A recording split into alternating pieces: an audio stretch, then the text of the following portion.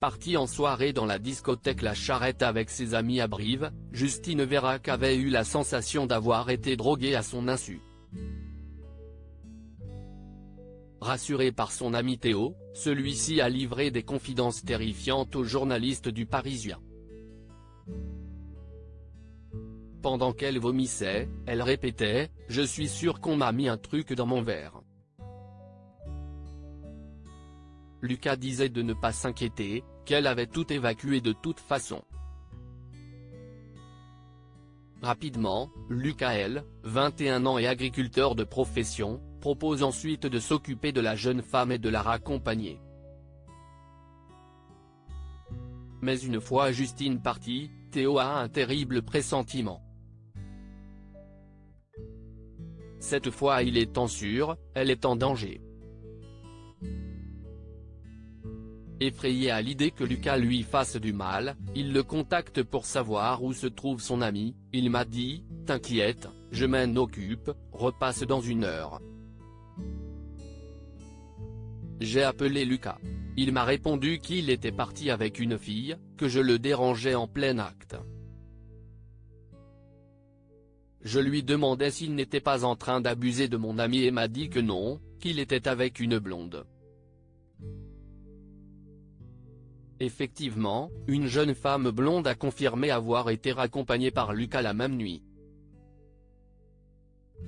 Quand je pense que Justine était sans doute à côté. Je lui ai dit qu'il avait déconné de laisser Justine seule, j'ai demandé son adresse. Mais Lucas ne répond plus. Angoissé par le silence de Lucas, Théo le relance plusieurs fois puis finit par recevoir ce message glaçant « J'ai autre chose à faire que de penser à ta pote bourrée ».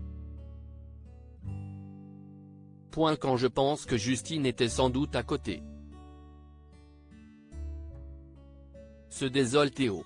Pour tenter de se disculper, Lucas a ensuite envoyé un SMS à Théo affirmant qu'il avait reçu un message de Justine sur Instagram à 6h20 où elle expliquait être avec un autre garçon. Un mensonge avéré qui était sans doute censé être son alibi. Désemparé depuis la mort de son amie Justine, Théo regrette amèrement de l'avoir laissée en compagnie de Lucas. J'ai fait tout mon possible, mais j'ai l'impression que ce n'est pas assez, confie-t-il amèrement aux journalistes du Parisien. 4 jours après le meurtre de Justine Vérac ce week-end à Brive, le suspect a été mis en examen jeudi pour le meurtre de la jeune femme de 20 ans, dont le corps a été retrouvé près de son domicile. Une information judiciaire a été ouverte des chefs de viol, séquestration sans libération volontaire avant le 7e jour et meurtre précédé, accompagné ou suivi d'un autre crime. La peine encourue est la réclusion criminelle à perpétuité, a déclaré le procureur de Limoges Baptiste Porcher lors d'un point presse.